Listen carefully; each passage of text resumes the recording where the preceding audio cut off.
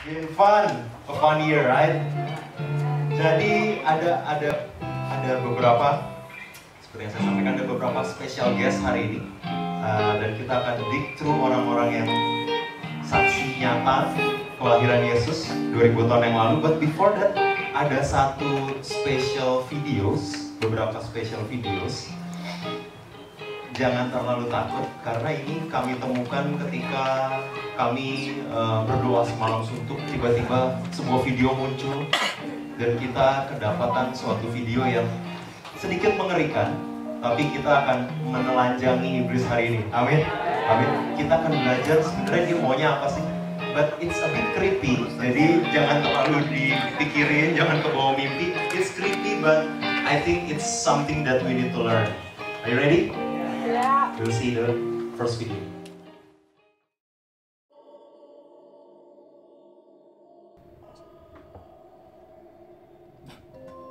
Hai, selamat datang.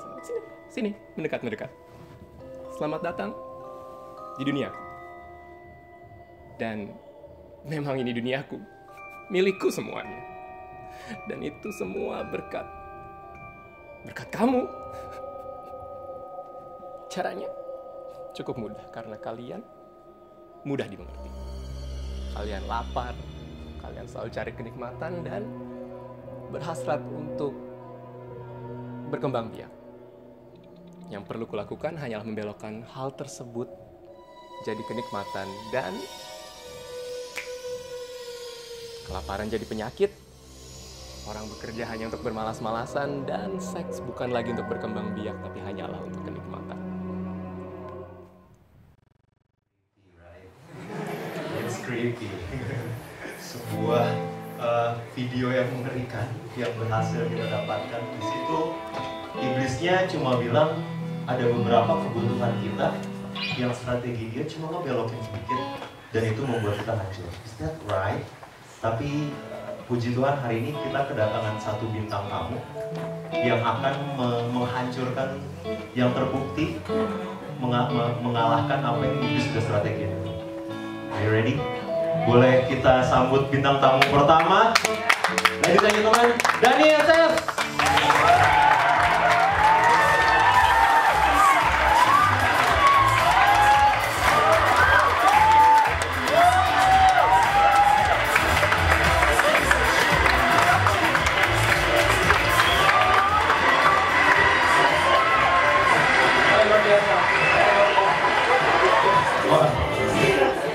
Semangat sekali, oke. Tamu kita yang pertama namanya Dani SS. Dani SS, ya, emang orang zaman dulu namanya sekarang. Dani SS. Jadi sebenarnya kamu siapa sih? Saya adalah Dani SS enggak. Jadi sebenarnya saya itu adalah seorang innkeeper dari our beloved Savior Jesus Christ. Jadi kamu pemilik penginapan tempat Yesus dilahirkan? Betul. Luar biasa, ini adalah seorang manajer hotel ternyata. Manajer hotel, saudara-saudara. Di sini kita kerjasama ya, saya travel agent. Iya. Jadi seorang manajer hotel kita datangin hari ini. Wait, jadi kamu yang ngebiarin raja kami tidur di kandang domba?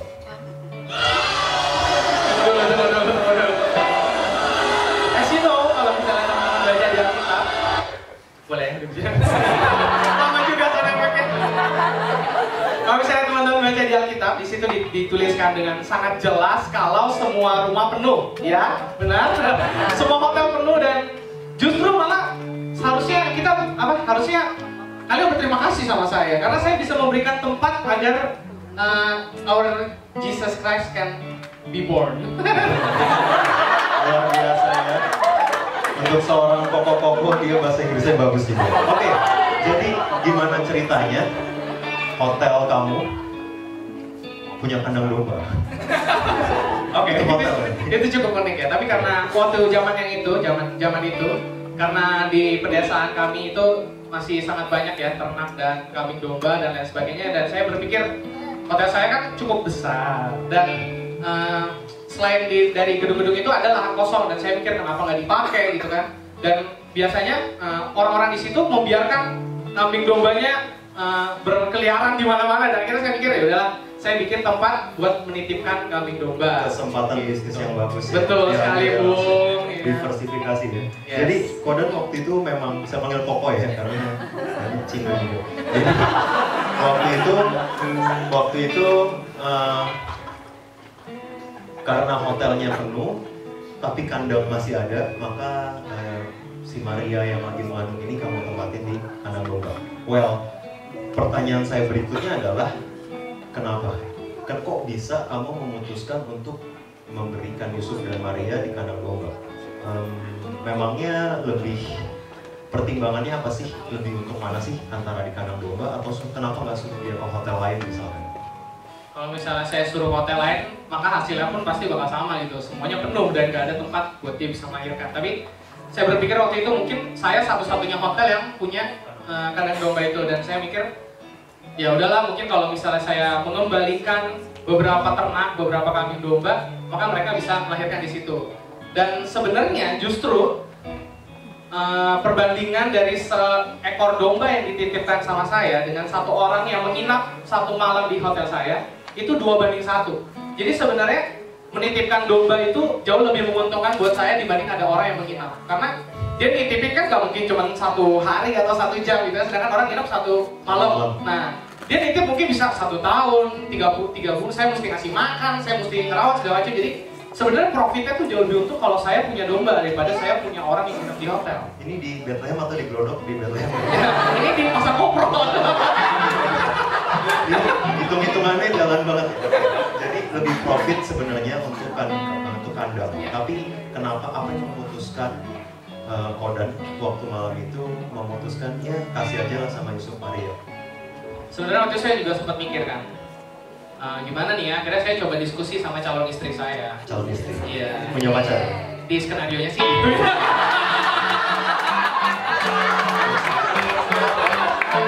Dan akhirnya kita discuss. Dan akhirnya gimana nih ya, kasih nggak ya gitu kan. Dan akhirnya dia bilang, habis kita berdoa, sama-sama kita berdoa, dan akhirnya ya udah kasih aja gitu ya. Dan akhirnya saya mengembalikan beberapa kambing domba, dan akhirnya kita kasih. Wow, tapi coba dipikir lagi, hotel di mana juru selamat lahir. Saya kira setelah itu hotel kamu pasti diberkatin banget ya. I mean, semua orang tahu, oh ini tempat Yesus lahir gitu. Bener nggak kejadiannya kayak gitu atau gimana? Mungkin teman-teman akan berpikir hal yang sama. Mungkin kita mikir, widih, hotel seorang sang juru selamat yang telah lahir di situ pasti bakal makin banyak nih domba yang dititipin, makin ramai hotelnya, mungkin bakal jadi dibantuin orang direnov sampai jadi hotel bintang 5 gitu. Tapi kenyataannya nggak begitu. Setelah saya memberikan kandang saya buat dilahirkan oleh Yesus, hotel saya makin sepi. Dan domba-domba yang tadinya dipercayakan sama saya, yang saya kembalikan itu udah nggak dipercayakan lagi. Dan akhirnya mereka memilih untuk keep domba itu sendiri, dan akhirnya saya semakin rugi.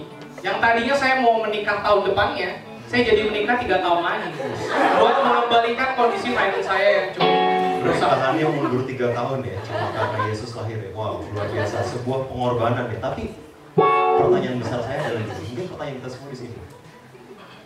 Nyesel nggak sih kasih kandang itu buat Yusuf Maria dan kelahiran Yesus, sementara kamu harus berkorban banyak, sakit begitu banyak untuk Yesus? Kalau mau ditanya nyesel apa enggak? Sama sekali enggak. Karena saya malah bangga, saya malah seneng saya bisa menjadi bagian dari kisah legendaris yang sangat nyata itu. Gitu ya. Nah, tapi buat semua teman-teman yang ada di sini, dari apa yang Kodan ngalamin, dari kamu kehilangan begitu banyak untuk Yesus, apa sih yang bisa Kodan sampaikan sama semua kita hari ini? Yang hidup hari ini, yang punya pergumulan hari ini, yang perlu uang hari ini, yang mau nikah harus mundur karena nggak punya uang. Apa pesannya Kodan buat kita semua? Pesan aku buat teman-teman semua, yang pertama, kita harus belajar berkata cukup. Karena semua manusia itu nggak pernah ada yang puas. Begitu kita mencapai satu titik, kita bakal pengen mencapai titik yang lebih lagi. Begitu kita mencapai titik yang lebih lagi, kita bakal mencapai titik yang lebih lagi. Dan itu nggak bakal pernah habis sampai kapanpun. Kalau misalnya teman-teman tahu ceritanya Salomo, dia bilang, aku udah punya semuanya di dunia ini. Harta, istrinya 1000, terus juga semuanya dia punya, apa yang dia nggak punya. Tapi begitu endingnya dia bilang apa? Semuanya sia-sia. Dan itu benar banget gitu. Jadi Coba kita mulai bersyukur, kita mulai berkata cukup dengan apa yang kita punya, karena justru itu malah menolong kita sendiri, karena itu akan membuat kita menjalani hidup kita itu lebih happy. Apalagi kalau misalnya kita ngebandingin diri kita dengan orang lain, jelas-jelas kapasitasnya aja udah beda gitu, dan kita coba ngebandingin, kok dia lebih enak, kok dia lebih asik, gue kayaknya gini-gini aja.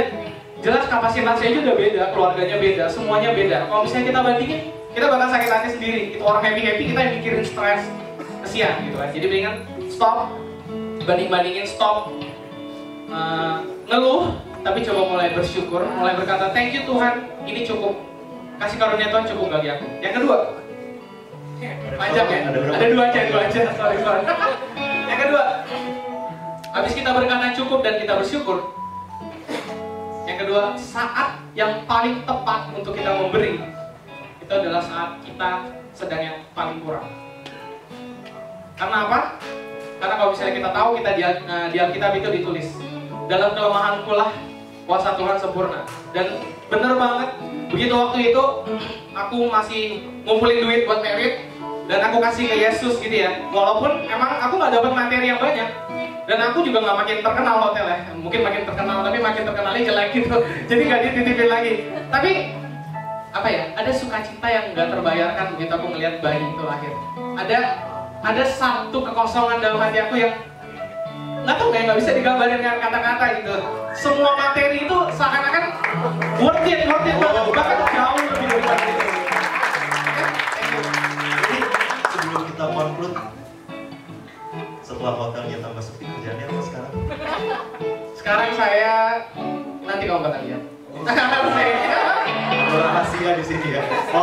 Oke. Jadi dan Yesus hari ini dengan video yang kita lihat tadi, bahwa setan akan menyerang, iblis akan menyerang kebutuhan kita. This is proven bahwa kadang-kadang kebutuhan kita nggak terpenuhi pun, justru waktu yang terbaik buat kita berkata cukup dan kita mulai memberi. Yesus sebelum lahir pun sudah mengajarkan bahwa kadang-kadang the best time to give is giving even when it hurts.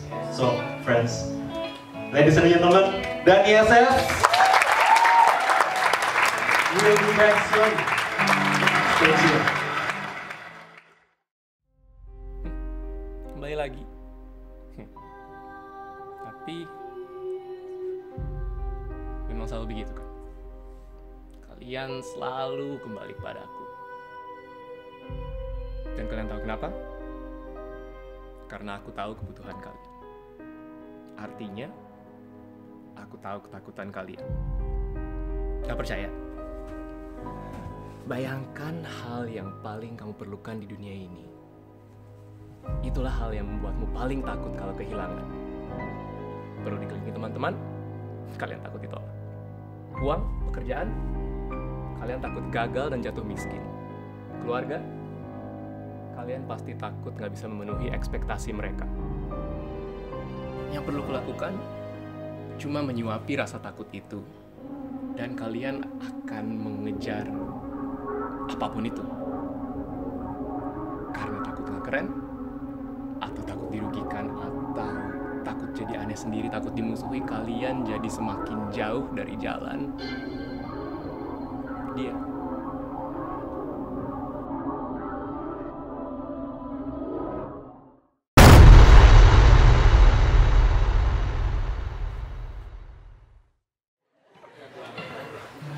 Itu Joker atau iblis?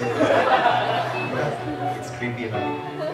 Well, kita lihat di sini iblis bilang rasa takut akan sesuatu, rasa takut kehilangan sesuatu bisa buat manusia kalah. Tapi dia lupa bahwa malam itu ada yang lahir. Malam itu ada yang merubah semuanya, yang ngalahin semua ketakutan kita. Our second guest adalah bukti nyata yang bisa ngalahin ketakutan-ketakutan itu. So ladies and gentlemen, please welcome Yosef!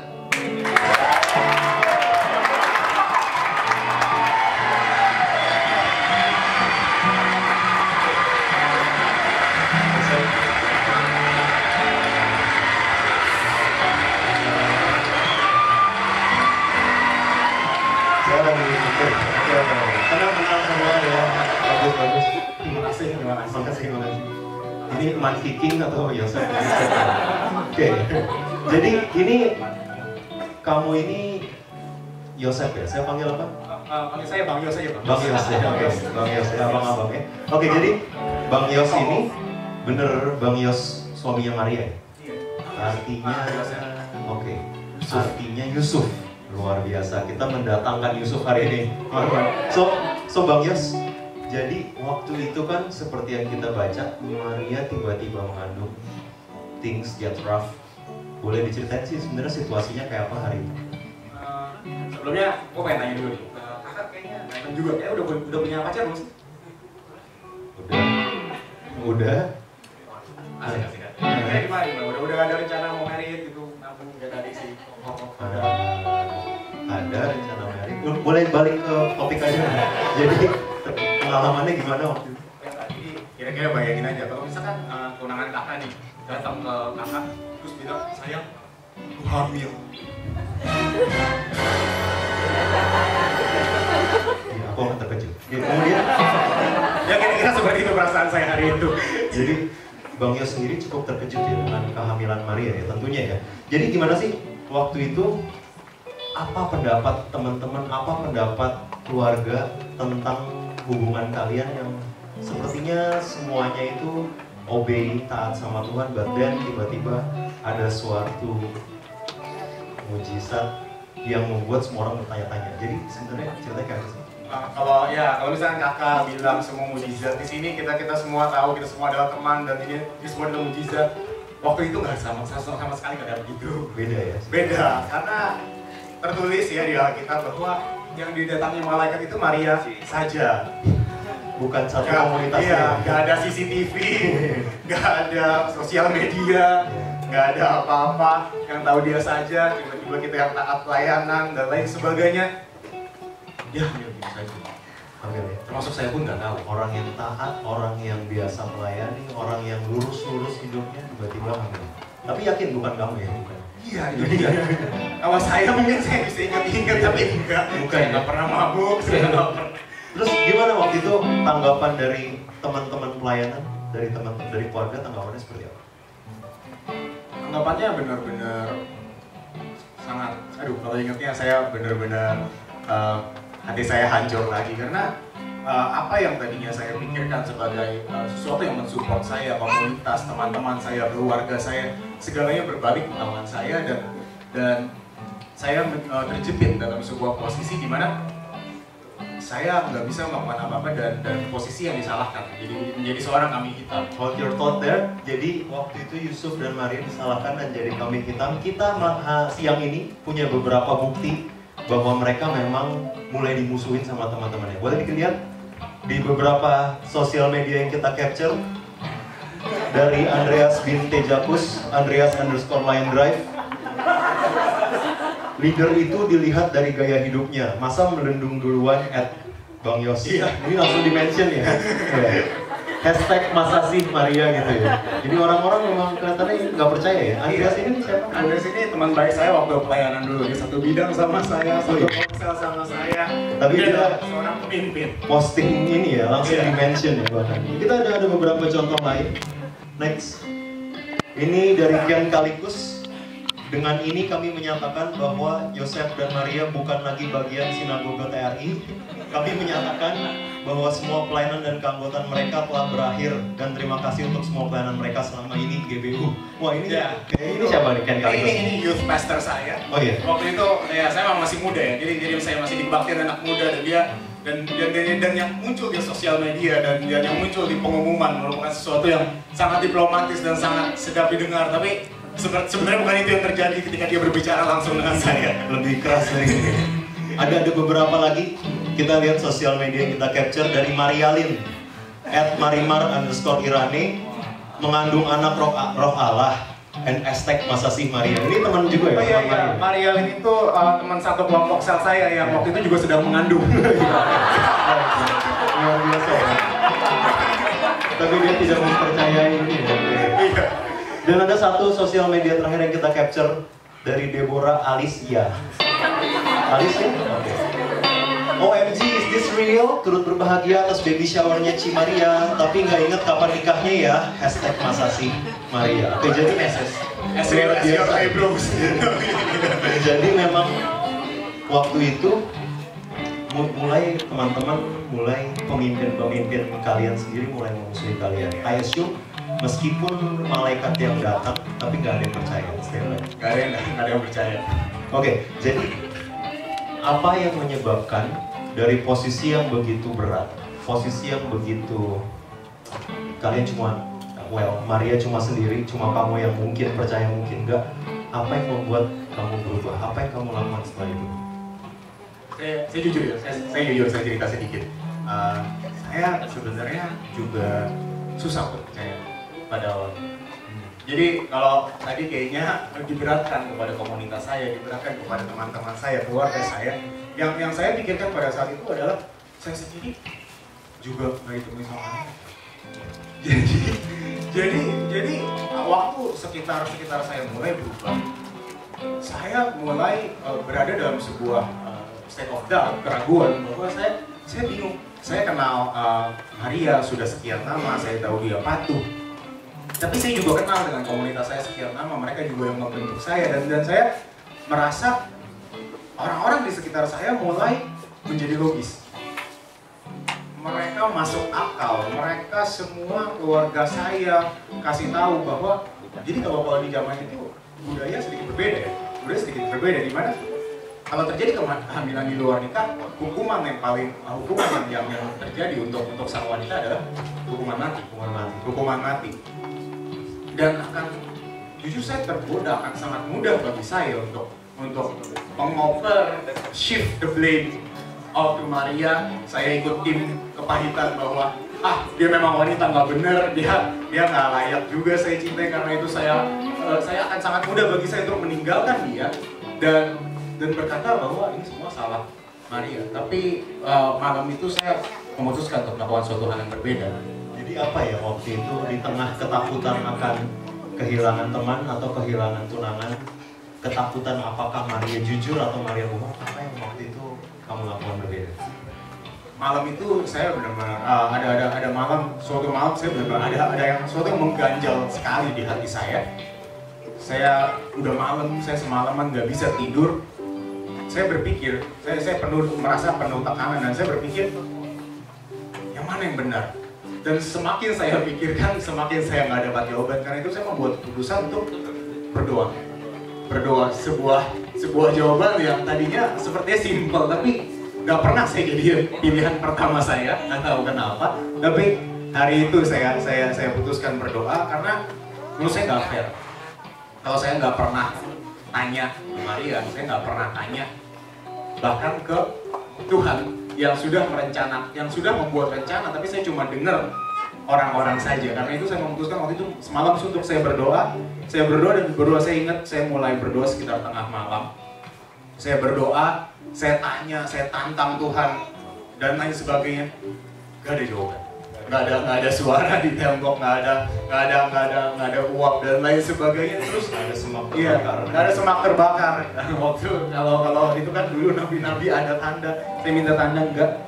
Pada akhirnya sekitar jam 3 udah benar-benar suntuk dan saya akhirnya ingat pada saat itu saya berdoa, saya bilang, Tuhan, apapun yang Engkau rencanakan untukku dan keluargaku, bagaimanapun berat itu seperti nampaknya, saya akan mematuhi. Kemudian baru sesuatu terjadi. Apa yang terjadi? Malaikat datang di kamar saya. Saat saya berdoa sendiri. Dan apa yang dikatakan? Itu dia akhirnya memastikan. Saya ini terdengar nggak masuk akal, Tapi waktu itu malam itu malaikat datang di hadapan saya dan dia bilang, tenanglah. Tuhan punya rencana untuk kamu dan keluargamu, patuhilah saja, karena rencana Tuhan akan dibuat nyata melalui tanganmu. Dan malam itu juga saya memutuskan untuk mengikuti Tuhan secara penuh. Wow, jadi yang sebelumnya hanya Maria yang tahu rencana Tuhan karena malaikat datang ke Maria. Saya jadi teman gilanya. Kalau tadinya teman-teman kamu menganggap Maria gila, sekarang Maria juga Yusuf gila ya. Oke, luar biasa. tekanan yang begitu besar, ketakutan yang begitu besar, buat Iya. kalian memutuskan untuk percaya. We know the rest. Kalian adalah salah satu pasangan yang sangat menginspirasi semua orang di semua zaman dengan ketaatan kalian. But mungkin pertanyaan besar dari kita semua di sini adalah, is it worth it? Kehilangan semua komunitas, kehilangan teman-teman baik, disown, dibuang leader sendiri hanya untuk mematuhi Tuhan, taat sama Tuhan meskipun gila. Is it worth it? Saya cerita sedikit ya. Kalau saya boleh jujur, saya mau terbuka dengan saudara-saudara di sini sekalian. Sejak saat-saat itu saya dirundung kepahitan, kekecewaan yang mendalam pada sebuah komunitas, pada teman-teman saya, pada keluarga saya, pekerjaan saya kehilangan semuanya, semua yang saya percayai. Dan gak mudah zaman itu, seperti yang tadi Anda sudah kira-kira, bahwa setelah malaikat turun kepada saya, gak ada yang percaya juga sama saya jadi kapal gila yang di diskon. Bertahun-tahun saya nggak pergi ke sinagoge saya dan lain sebagainya. Tapi sebagai gantinya, saya mendapat sesuatu yang nggak bisa ditukar, yaitu keberadaan Yesus sendiri dalam hidup saya. Yang melihat sebuah presence, sebuah keberadaan Yesus yang tumbuh besar, yang hidup sebagai firman itu sendiri, dan saya bisa menyaksikan dia bertumbuh, belajar membaca. Saya belajar bahwa dia tumbuh menjadi sang kebenaran itu sendiri, dan saya seiring dia tumbuh besar, saya ada cerita yang terakhir yang saya mau ceritakan, bahwa ketika dia sudah bertumbuh itu sendiri, dia sebagai seorang Yesus yang pertama kali bilang kepada saya bahwa ini semua terjadi karena ada akhirnya. Saya pikir akhirnya adalah komunitas saya akan kembali kepada saya dan pekerjaan saya akan kembali kepada saya. Tapi hari itu Yesus, anak saya yang masih muda, bilang ke saya, kamu harus memberi mereka maaf. Kamu harus belajar memaafkan orang-orang yang sudah diskon kamu, dan kamu belajar membesarkan hati kembali kepada sebuah pelayan, karena untuk mengasihi Tuhan engkau terlebih dahulu harus mengasihi manusia, dan saya mengalami terobosan yang saya alami dari dalam diri saya sendiri. Nggak gampang untuk melakukan apa yang disarankan oleh Yesus, kayak bijak sekali kamu nak, tapi ini sulit. Saya pikir semuanya akan pulih kembali seperti yang ada dengan mudahnya, tapi bertumbuh bersama firman Tuhan yang hidup adalah sesuatu yang vital, dan kalau kakak tanya kepada saya, apakah itu worth it? Pastinya worth it. Setelah saya memberi, saya memaafkan dan saya kembali melayani. Saya nggak mulai jadi leader, saya nggak berkhotbah, saya nggak jadi penyanyi, saya nggak jadi sesuatu yang besar. Saya mulai dengan bersih-bersih, saya mulai dengan pekerjaan kecil, tapi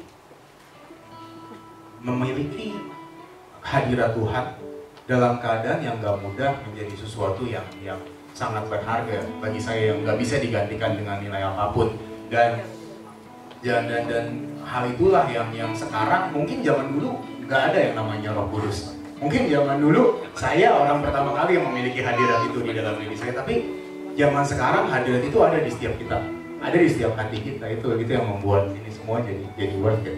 Jadi kalau misalkan hari ini ada teman-teman di sini yang mengalami ketakutan yang sama, mengalami disown yang sama, dimusuhi oleh teman-temannya sendiri, tidak dianggap oleh keluarganya, ada ketakutan nggak diterima oleh orang tua, ada ketakutan nggak diterima oleh orang lain, apa yang bisa kita pelajari dari apa yang Bang Yos alami?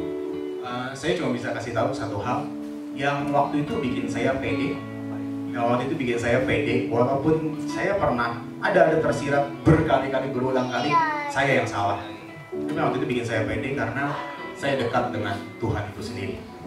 Ketika kita memiliki hubungan pribadi yang sangat dekat, yang sangat kuat dengan Tuhan, kita menjadi pribadi yang benar-benar mau melakukan kebenaran, menjadi kebenaran, menjadi berkat walaupun saya kasih tahu satu hal ya, melakukan yang benar itu gak enak. Melakukan yang benar itu berarti teman-teman kamu bakal ide munafik lu, ide sok banget lu, sok ini lu ke gereja Friday night gak bisa, besok mau pelayanan singer ini apa sih, pulang malam gak bisa ini apa sih, dan lain sebagainya. Tapi memiliki roh kebenaran di dalam diri kita, apabila kita benar-benar punya menjalin hubungan itu dan punya hubungan itu, yang saya bisa katakan adalah percaya dengan Roh Kudus yang ada di dalam diri Anda, karena bukan berarti kita melakukan hal yang tidak baik dan mengeraskan hati kita terhadap komunitas kita, tapi hubungan pribadi dengan Tuhan akan mengenyahkan rasa takut kita, terutama rasa takut kita akan sosial dan lain sebagainya. Itu yang saya katakan. Ladies and gentlemen, kalau iblis menyerang dengan rasa takut seperti yang direncanakan di video tadi, kalau ketakutan untuk ditolak, ketakutan untuk tidak punya teman, ketakutan untuk tidak diterima komunitas, one thing yang bisa kita pelajari dari Bang Yos hari ini adalah hadirat Tuhan mengalahkan segalanya. Kadang-kadang yang kita perluin cuma Tuhan, dan Bang Yos sudah membuktikan cukup taat sama Tuhan. In the end, penerimaan orang lain tidak terlalu matters, karena terlepas dari orang lain approve apa yang kamu lakukan atau tidak, selama Yesus ada sama kamu dan Yesus approve hati kamu, motivasi kamu, in the end that's all that matters. Ladies and gentlemen, Bang Yos, terima kasih Bang Yos, silakan kembali. Oke, still having fun. Sebelum kita lanjut, ada performance yang luar biasa dari tamu kita yang pertama.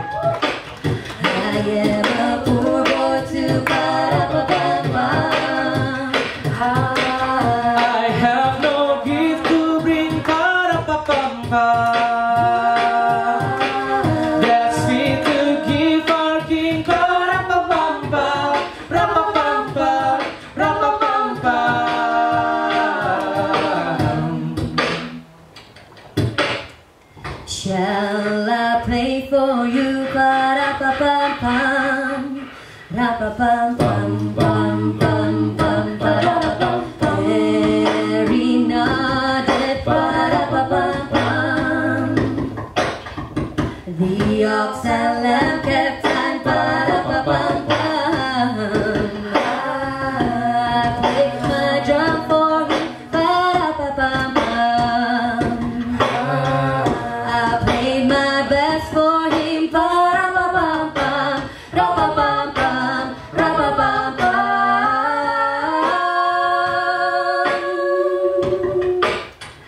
Dad, he smiled at me, ba-da-ba-bum-bum.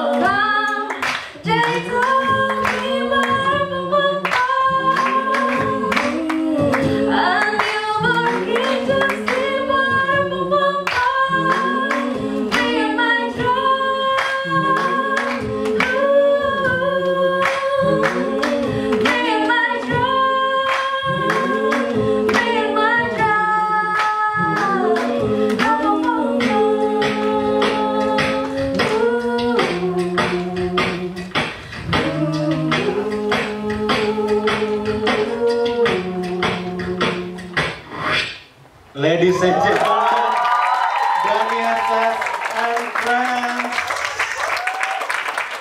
Wow. Wow. We'll be back. Stay tuned.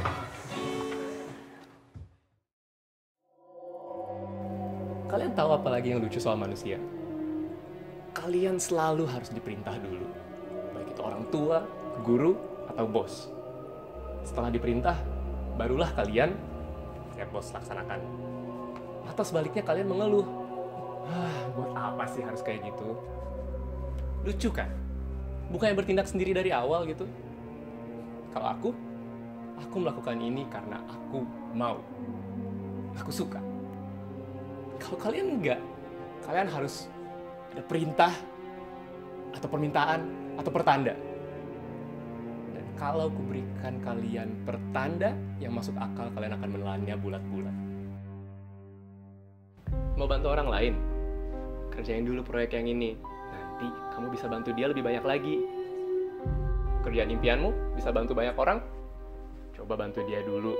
Dia dulu udah bantuin kamu bertahun-tahun yang lalu. Teman dekatmu lagi ada masalah keluarga dan dia nyariin kamu. Jangan kamu yang kasih saran, kamu sendiri masalahnya masih banyak di keluarga kan? Coba tanya dulu sama orang lain, baru kamu ngomong langsung ke dia. Selama apa yang kusampaikan masuk akal bagimu, kalian akan terus mengikuti rencanaku. Itu video terakhir saya janji yang akan creep us out. Jadi di situ kita lihat iblis lagi bilang, apakah manusia itu semudah itu ditebak? Apakah kita cuma melakukan apa yang masuk akal?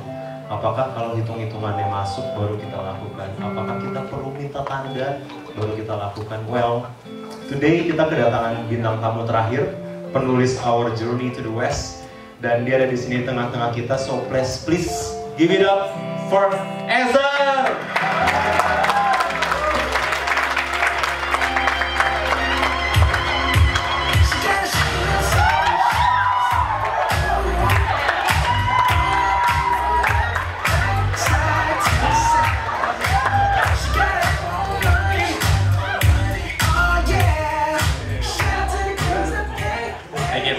Luar biasa ya. Yes, oke. Saya kira nggak bisa lihat atau apa gitu.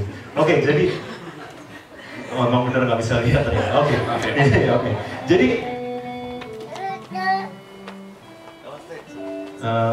tadi ada video. Mirip ya, bukan ya? Tangan Mas Anjir itu. Oh, bukan beda ya? Beda. Nggak ada hubungan sama saya. Bukan kamu. kenal siapa. Oke. Saya kira kamu. Oke. Kita lanjut. So ladies and gentlemen, Ezer, seorang penulis buku Our Journey to the West, sebuah Our Journey to the West, familiar. Jadi Ezer ini adalah siapa kamu sebenarnya? Jadi tadi kita ada Yosef, papanya Yesus, kita ada Daniel, pemilik penginapan. Ezer ini siapa sih sebenarnya? Kalau di perjalanan menuju ke barat mencari bintang, kayaknya familiar, tapi I have to make sure. Ezer ini siapa? Pekerjaan kamu apa? Jadi kalau di Alkitab, pekerjaan kami itu disebutnya orang bijak, atau istilah umumnya orang majus. Oh, jadi Ezer ini salah satu dari orang majus. Betul. Luar biasa, pantas ya bawa ini ya? Iya, saya bawa ini sengaja biar lebih familiar nanti ada bahasanya lagi. I see. Oke. Jadi gini, sebenarnya kita semua udah sering dengar orang majus dari kecil. Orang majus datang, orang majus bawa ini, bawa itu. Tapi sebenarnya orang majus tuh kerjanya pasti boleh diceritain dikit gak sama teman-teman di sini?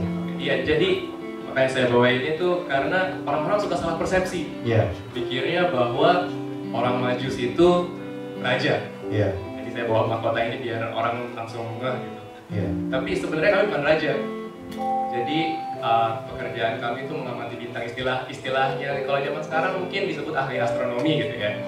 Ahli astronomi. Oh, seperti restoran yang baru buka di Kemang itu ya? Itu gastronomi kayaknya. Oke, beda ya? Beda. Oke, saya kira itu. Bukan, oke. Jadi astronomi mengamati bintang. Jadi bintang, pekerjaan Ezer, Mas Bro ini, selalu panggil Mas Bro? Mas Bro ya? Jadi pekerjaan Mas Bro adalah mengamati bintang. Mengamati bintang. Wow, saya yakin pekerjaan yang sulit sekali ya. Mengamati bintang. Mengamati bintang. Itu aja? Yes. Dan mungkin kami catat pergerakannya dan kami tafsirkan juga. Oh, jadi sama raja. mengamati bintang. Yap. pura-pura ngerti artinya, mencoba kasih tahu orang lain. Luar biasa pekerjaannya ya, mantap. Jadi, tapi kita sering dengar bahwa orang Majus ini adalah orang-orang yang kaya. Is that right? Apakah kamu memang pekerjaan ini pekerjaan yang bergengsi dan mahal di hari-hari itu? Ya, jadi simpelnya gini ya Pak. Keseharian kami itu berurusan dengan benda-benda yang berkilau. Benda yang berkilau? Yes. Oke. Contohnya bintang. Bintang. Bapak tahu apa lagi yang berkilau? Contohnya apa lagi? Emas dan berlian. Wow. Jadi selain mengamati bintang, mengamati emas, berlian, ya. Luar biasa. Pekerjaan yang sangat luar biasa. Nah, bicara soal malam itu, apa sih yang membuat Ezar, Mas Bro, sama teman-teman melihat bintang? Well, setiap hari juga melihat bintang. Apa yang membuat sampai ada perjalanan dan sampai ditulis buku seperti ini? Jadi waktu itu kami lagi melakukan pengamatan biasa. Mengamati bintang. Mengamati bintang di malam hari karena kondisinya nggak kelihatan. Oke, wow. Jadi muncul satu bintang yang baru yang nggak pernah ada catatan kami nggak ada sebelumnya. Bintang ini benar-benar baru dan sangat terang. Biasanya kalau kita mau ngeliatin bintang tuh pengamatannya mesti berbulan-bulan karena dia sangat redup, tapi ini tiba-tiba muncul ada bintang baru yang sangat terang. Bintang baru yang sangat terang. Kayak Zain Malik gitu ya? Iya. Oke, terus selayaknya follower-followernya Zain Malik itu kami juga memutuskan untuk mengikuti si bintang baru ini. Mengikuti bintang ini Iya. yang kebetulan ada di barat. Iya. Kemudian apa yang menjadi sesuatu yang berbeda? Mengamati bintang setiap hari, tapi kenapa hari itu memutuskan kami harus ke sana? Jadi seperti yang saya juga udah tulis di bukunya kan, kalau bintang itu benar-benar unik. Saya tadi udah bilang bintangnya sangat-sangat terang dan kami juga karena urusannya dengan para raja dan lain-lain, kami juga tahu soal ramalan di hari itu bahwa akan muncul seorang raja baru. Raja baru. Iya, jadi ada ramalan tentang raja baru, ada Bintang yang baru. baru yang entah muncul dari mana tiba-tiba, mana tahu ada sesuatu di ujung sana. Tapi tujuan kami berangkat pertama pure untuk sains, untuk ngeliatin pengamatan lebih dekat aja sama bintang. Nah, itu yang menyebabkan memang ada sedikit kepengen atau sedikit ekspektasi akan bertemu raja. Ada kemungkinannya ada itu. That explains waktu itu salah kostum dan salah kado ya? Iya. Bener. Jadi karena mungkin kita akan ketemu raja, bawa dong hadiah yang mewah-mewah. Iya, gitu mas. ya. Mas, murah. Kemenyan. Iya, sama teman-teman saya juga diusulin seperti itu. Iya. Dan kita udah pakai pakaian saya bawa Ketemu raja. Ketemu raja gitu. Ketemu raja, ya. Mungkin di istana mana bakal dijamu Iya. gitu. Ternyata bro, seorang bayi. ya. Bayangin dong, kalau kita tahu bakalan ketemu bayi, kita bawanya ya baby stroller gitu kan. Iya, bener ya. Pampers, susu bubuk, breast pump gitu kan. Iya. Lebih kepake lah ya. Iya, daripada ini Mazmur sama kemenyan mau buat bayi dipakai apa aja kan? Jadi kebayang waktu itu mukanya Maria pas lihat dibawain kemenyan anaknya ya. Iya, Ya, kayak dukun-dukun gitu. Oke, Luar luar biasa. sempat bercanda juga sama Bang Yos tadi backstage setelah beberapa tahun ketemu. Gak ketemu. Iya. Luar biasa. Wah, jadi gini, setelah ketemu sama bayi itu, apa sih? Setelah melakukan perjalanan, berapa lama perjalanannya? Jauh kan? Perjalanannya lumayan jauh, lumayan lama itu. Dari bukunya sih kayaknya jauh perjalanannya. Iya. Tebelin Dan ya. itu memakan waktu sekitar 2-3 bulanan. 3 bulan ya. Mungkin lebih, tapi kurang lebih segitu. Setelah perjalanan jauh itu dan melihat ternyata bukan raja, gimana sih perasaannya Mas Bro dan teman-teman waktu itu yang melihat ternyata cuma bayi? Ketik kami sampai di situ dan melihat tujuan kami adalah seorang anak bayi, benar-benar kami nggak ada istilah sopan ya, kami rasa dibodoh, Merasa bodoh ya? merasa dibodohin, merasa ditipu karena ya seperti yang Mas bilang, kayak kita udah berjalan 2-3 bulan lebih melintasi padang gurun, Meninggalkan pekerjaan yang pekerjaan berkilau. yang berkilau itu, Iya. segala harta dan benda dan kekayaan yang kami miliki, lalu ternyata bukan demi seorang raja tapi untuk seorang bayi, kami benar-benar merasa ditipu, merasa dibodohi. Tapi menyesal nggak sih melakukan perjalanan begitu jauh, meninggalkan begitu banyak, cuma ketemu bayi dan bukan raja? Ya, tapi yes, lucunya setelah kami berpikir gitu bahwa anjir, gua ninggalin pekerjaan segini banyak untuk ini, Di kandang lagi. di kandang pula, bukan di istana manapun. Tapi setelah melihat keluarganya Bang Yos, setelah melihat bayi yang akhirnya kami tahu bahwa dia sang juru selamat itu, setelah melihat kedamaian mereka kayak keluarga yang sederhana ini, justru kami merasa bahwa kekayaan yang kami pegang begitu erat dan dengan berat hati kami tinggalkan itu kayaknya apa ya, ada kekosongan di situ yang gak pernah kami sadari sebelumnya, yang berusaha kami isi dengan harta-harta itu. Dan setelah kami lihat bayi itu, keluarga itu, barulah kami merasa kekosongan itu mulai terisi. Luar biasa sekali. Ada damai ketika melihat bayi tersebut, luar biasa. Jadi kemudian setelah ketemu sama bayi, oke, semua tahu ceritanya. Setelah itu apa sih yang terjadi? Kita kan nggak banyak dengar ceritanya nih. Setelah benar-benar bertemu sama bayi, melihat dan lain sebagainya, apa yang kemudian dilakukan Mas Bro sama teman-teman? Itu juga saya bahas di chapter-chapter belakang. Bukunya belum baca sih. Ya, nanti baca. Setelah kami pergi dan datang ke mereka dan memberikan hadiah-hadiah itu, udah kami pergi kembali lagi ke negeri kami. Kembali ke negara. Iya, dan kebetulan sebelum pergi kami diberi hadiah titipan berupa kitab suci. Wow. Jadi perjalanan kamu ke barat mencari kitab suci. Iya. Ini biksu atau besar ya sebenarnya. Oke. Jadi luar biasa. Perjalanan ke barat menemukan kitab suci. Oke, isinya kitab suci itu apa sih? Kalau boleh tahu. Yang ditemukan, yang dapat hadiah itu dari Bethlehem. Ya, jadi perjalanan kami sampai 2-3 bulan, karena 2-3 bulan kembali. Jadi kami beramai-ramai baca satu buku itu, dan dari buku itu kami jadi belajar, dan kami jadi tahu siapa itu Allahnya Abraham, Allahnya Ishak, Allahnya Yakub. Jadi dari perjalanan ini jadi ketemu suatu mengenal Allah yang selama ini nggak tahu. Luar biasa. Oke, mantap. Jadi untuk semua orang yang menyangka orang Majus itu orang bijak, orang Majus itu orang pinter, Anda sempat bilang Anda nggak merasa pinter waktu itu cuma ketemu bayi, tapi sebenarnya apa sih yang mau disampaikan sama kita semua? Bahwa semua reputasi, semua kekayaan, semua kebijaksanaan, so to say, apa yang waktu itu bisa disampaikan sama kita semua yang dirasakan dari perjalanan yang panjang itu?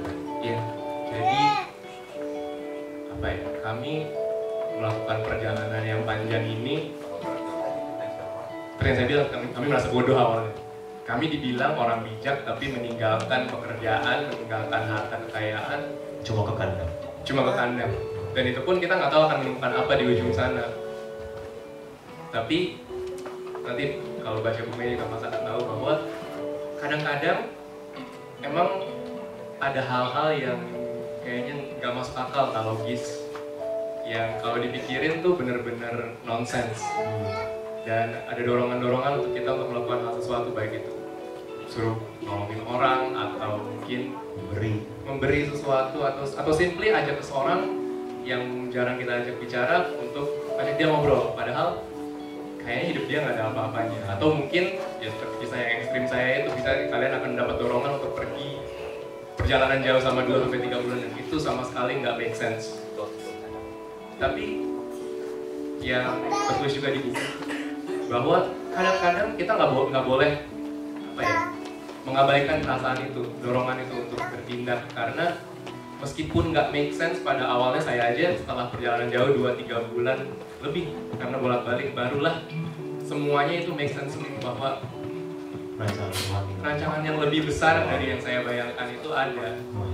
Saya mau encourage teman-teman, kalau misalnya merasakan dorongan itu, jangan diabaikan.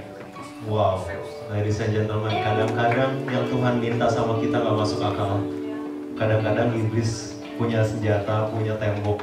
Kalau nggak masuk akal, tenang aja, anak Tuhan nggak bakal ikutin. Kita punya kedatangan contoh hari ini. Kadang-kadang apa yang Tuhan minta nggak masuk akal, ngampunin dia nggak masuk akal, pergi ke sana nggak masuk akal, memberi saya aja kurang. Tapi hari ini Mas Bro mengajarkan sama kita, kadang-kadang just do it anyway, dan kamu akan lihat bahwa rancangan Tuhan lebih indah dan lebih besar dari apa yang kamu bayangkan. Jadi untuk sebuah tuntunan Tuhan yang mungkin dari Januari sampai Desember belum kamu ikutin, this is the time for you untuk ikutin apa yang Tuhan udah suruh dari awal tahun ini. Ladies and gentlemen, Mas Bro Eza, luar biasa. Stay di sini Mas Bro. Boleh saya panggil semua cast? Are you guys having fun? Belajar sesuatu hari ini? Ini semua cast yang ada untuk talk show hari ini. Terima kasih buat teman-teman yang udah hadir. Terima kasih buat semua cast dan pengisi acara dan ISS, Bang Yos dan kawan-kawan yang lain. We hope you learn something today. Kami harap ada damai Natal, ada kelahiran Juru Selamat yang mengubahkan hidup kamu hari ini. Let's have a party.